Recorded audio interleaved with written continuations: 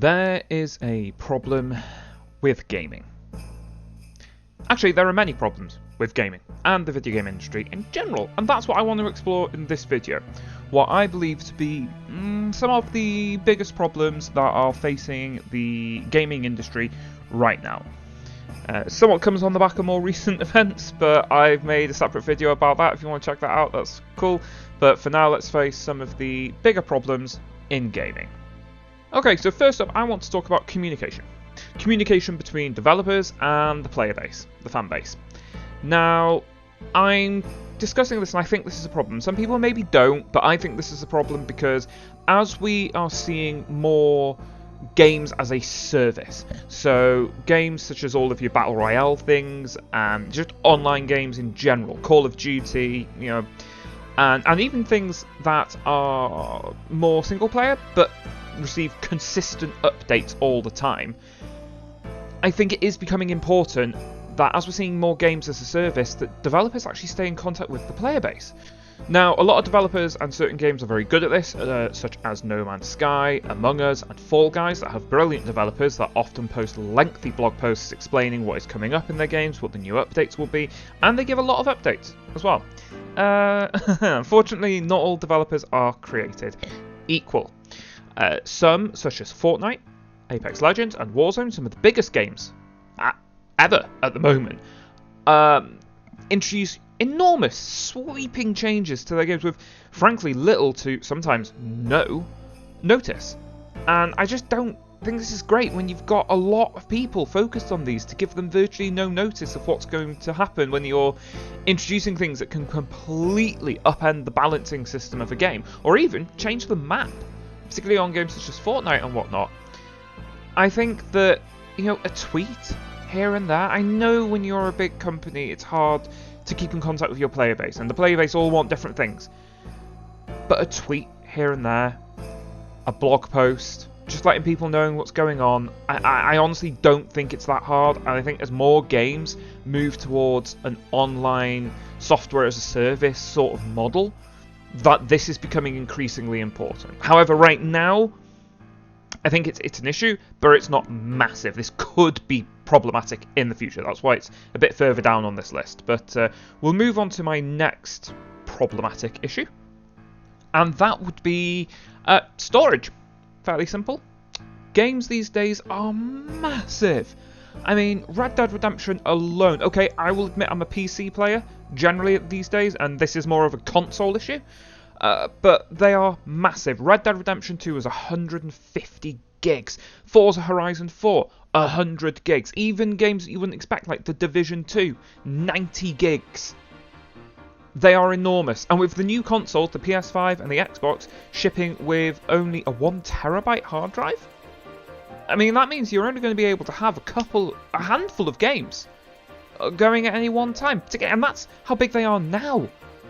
They're going to get even bigger in the future unless developers get better at compressing this data and making it in smaller packages.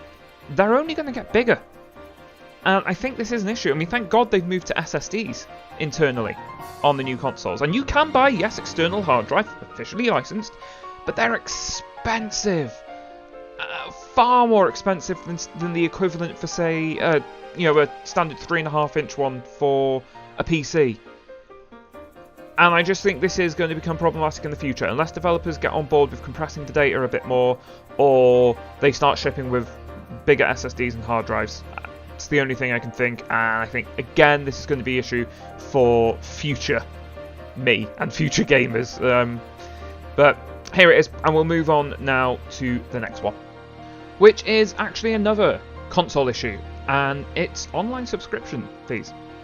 They are archaic, I think, personally, at this point. PC gaming is obviously free. You download it on Steam, you get Discord to talk to your mates. Bibbidi-babbidi-boo, done. But, and it used to be on consoles as well. PlayStation and Nintendo both used to be free to use. And then, obviously, Xbox Live blew up, and the other two companies realised, hey, we can probably charge for this as well. And do you remember when Sony just upped the price of PS Plus without telling anyone? And you have no option.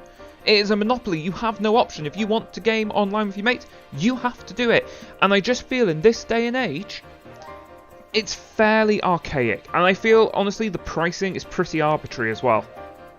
And I just feel that I mean, obviously it's going to continue now for the next generation, but I think after that it needs to stop. As these consoles are becoming more and more PC-like, I think people are going to become more and more irritated by the fact that they are being forced to pay upwards of, you know, at least in Britain, I'm going to be talking in pounds, not dollars here, but it's somewhere in the region of about £60 for a year of PS Plus subscription, and that's expensive, man. That is expensive. That's a game. That is a full game. So, yeah, I think they're archaic and they need to be gone. And this is a problem right now, not in the future. So, as opposed to my other two on this list so far. So, yeah, they need to be gone and just got rid of. But we'll swiftly move on before I get even more annoyed at this issue. So next up, and we're moving into the territory now of things that aren't just niggling little annoyances. These are starting to become things that are genuinely problematic and I think are a big issue. So here we are saying video game journalism, and specifically video game critics and critical reviews and scores.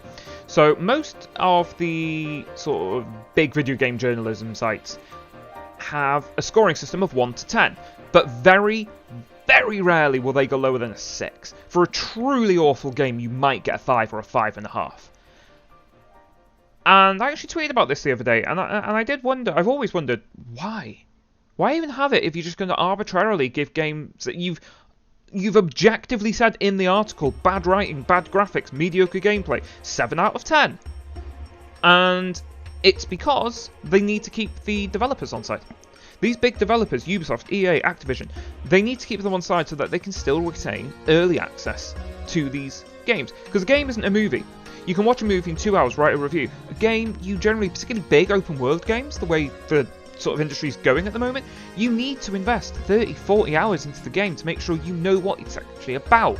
So you need this game weeks in advance of its actual release to be able to write a good review in time and experience the game to its fullest, at least to an amount that you can critically evaluate it.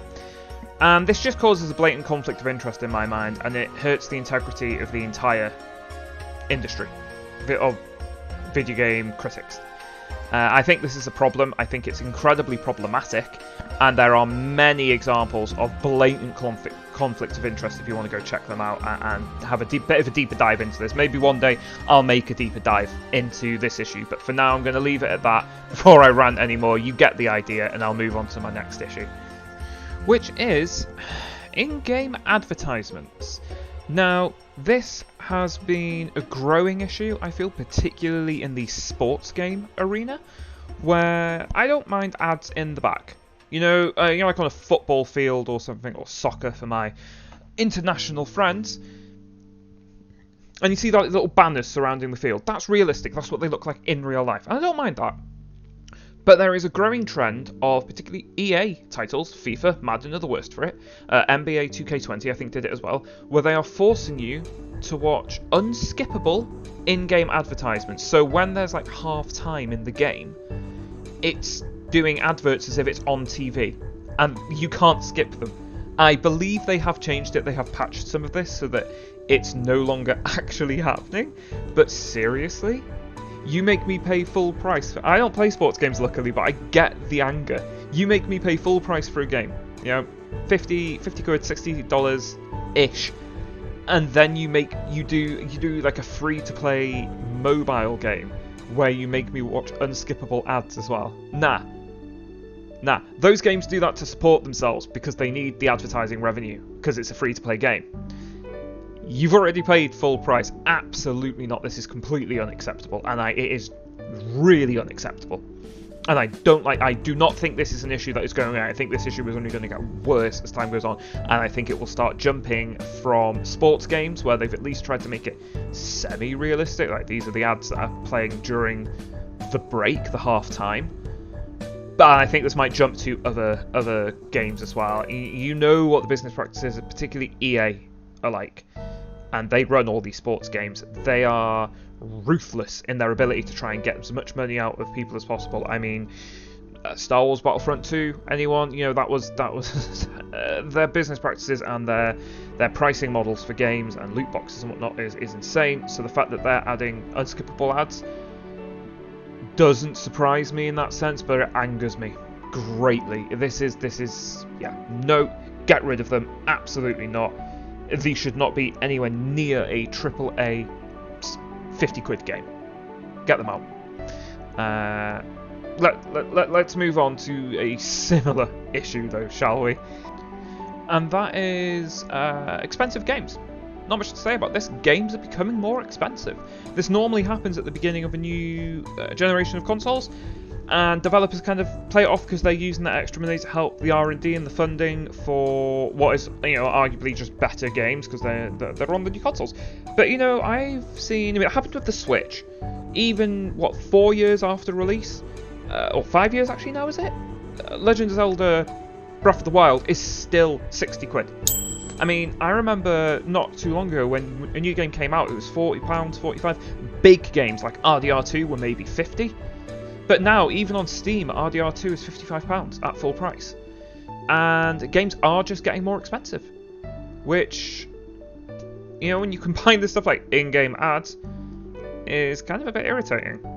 And that's even more infuriating when you then include the next problematic issue I have on my list, which is, of course, microtransactions. I think a lot of people probably saw this one coming. Microtransactions. What the hell? Do you remember when games just used to be games? Rather than, you know, continual revenue streams for the people who made them. And I get people need to make money. I understand that. And actually, I don't even mind some microtransactions, such as the ones that are merely cosmetic. I do take issue with loot boxes, although those are mostly in the past because they were gambling. I myself got caught up on those. Rocket League in particular was my poison. But oh, can we stop? Like when it's giving stuff that you can pay to win, when you can pay to further your own character. I mean, I did a video on games that had a really bad launch, and Battlefront was in that. Star Wars Battlefront 2, because of its pricing model and its business model and the way it did loot boxes. Now, microtransactions, I think, are getting slightly out of hand. Virtually every game has them in now. They started on free-to-play mobile games, and now they have moved well into the mainstream, and I don't think they're going anywhere. If anything, I think they're probably going to get worse before they get better over time, as people find more and more ingenious ways to just drain money out of their customers. I'm not generally a massive fan of them. I don't think they're a good thing. I mean, EA in particular, again, EA, I keep mentioning them, got into trouble a couple of years ago, as I mentioned, because of Star Wars, and they were in the world's crosshairs over that issue. It's not something you ever want. FIFA and Madden are still egregiously bad on this. 18 months ago, roughly, I think it was, Ubisoft got into trouble over Ghost Recon Breakpoint, and they ended up having to delay every game that they were working on to rework the business models on them, because they were going to employ the same thing in every single one of them. And it wasn't just those two. Out of the big three, there's EA, there's Ubisoft. Let's mention Activision as well. Let's just lump them in so that they don't feel left out. Leave it to Activision to blow one of the biggest games ever. The Modern Warfare remaster, not the remake, but not the 2019 version, but the remaster, was so full of microtransactions that, I mean, yeah, leave it to Activision to ruin one of the most beloved titles of all time.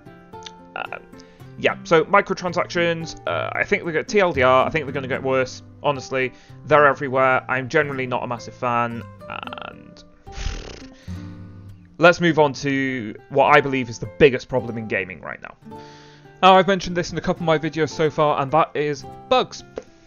Bugs and awful games when they're launched. And again, I made a whole video about this. If you want to go watch that, I will put a little button in the top corner right now. It's in the right top corner if you want to go watch that. But yeah, games that are launched broken. And a lot of them, what's frustratingly, is they don't get fixed either. They'll leave the bugs and glitches in there. Now that's fine if it's fun ones. I know Bethesda in particular have an attitude of, oh, it's not a bug, it's a feature, if it's fun and it's not game breaking, but come on. I do not like this trend of releasing games that are broken, and then fix it later. I think it's awful. You add into that all the microtransactions that modern games come with, and it's very clear that they're far more concerned with meeting deadlines and making money than they are about making games. Now, I am not pinning this on the developers. I imagine the developers, the people actually making these games, love them, and they deeply care and cherish for what they're making, and they really do. Publishers, on the other hand, they just want their investment back. And I think it is genuinely ruining the games industry. I think it is, everyone expects. There's so many, CD Projekt Red, Bethesda in particular. Every time they announce a new game, and on the day of release, everyone's already aware that this just isn't going to work. And CD Projekt Red, their most recent one, did that of Cyberpunk, and I think it's going to be a while before people trust that company again. And I don't know why this is so common anymore.